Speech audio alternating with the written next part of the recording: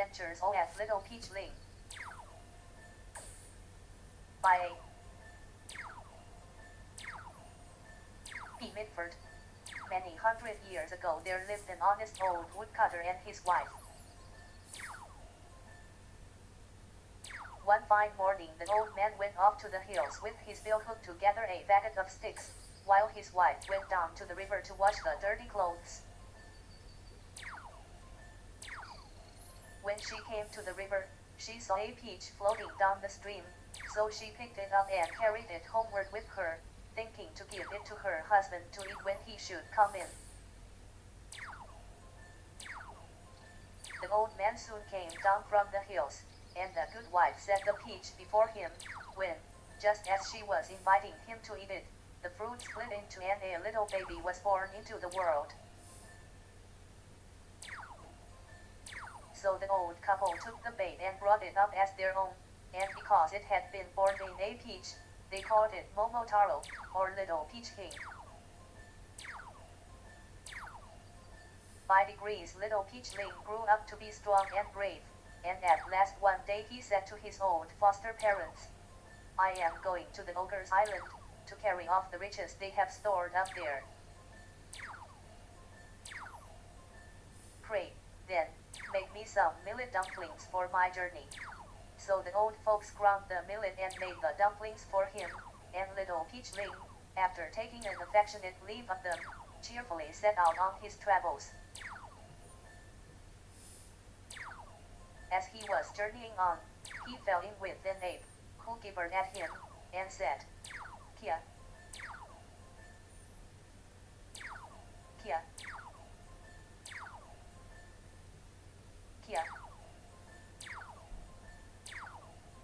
Where are you off to, Little Peachling?" "I am going to the ogre's island, to carry off their treasure," answered Little Peachling. "What are you carrying at your girdle?" "I am carrying the very best millet dumplings in all Japan." "If you'll give me one, I will go with you," said the ape. So Little Peachling gave one of his dumplings to the ape, who received it and followed him. When he had gone a little farther, he heard a pheasant calling, "Can, can, can. Where are you off to, Master Peachling?" Little Peachling answered as before, and the pheasant, having begged and obtained a millet dumpling, entered his service and followed him. A little while after this they met a dog, who cried, "Bow, wow, wow." "Whither away, Master Peachling?" "I am going off to the ogre's island, to carry off their treasure." "If you will give me one of those nice millet dumplings of yours, I will go with you," said the dog. "With all my heart," said Little Peachling. So he went on his way, with the ape, the pheasant, and the dog following after him. When they got to the ogre's island, the pheasant flew over the castle gate and the ape clambered over the castle wall, while Little Peachling, leading the dog, forced in the gate and got into the castle. Then they did battle with the ogres and put them to flight, and took their king prisoner. So all the ogres did homage to Little Peachling, and brought out the treasures which they had laid up.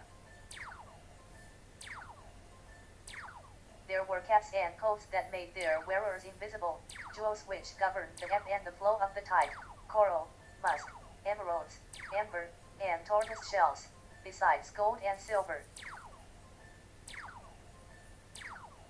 All these were laid before Little Peachling by the conquered ogres. So little Peachling went home laden with riches, and maintained his foster parents in peace and plenty for the remainder of their lives.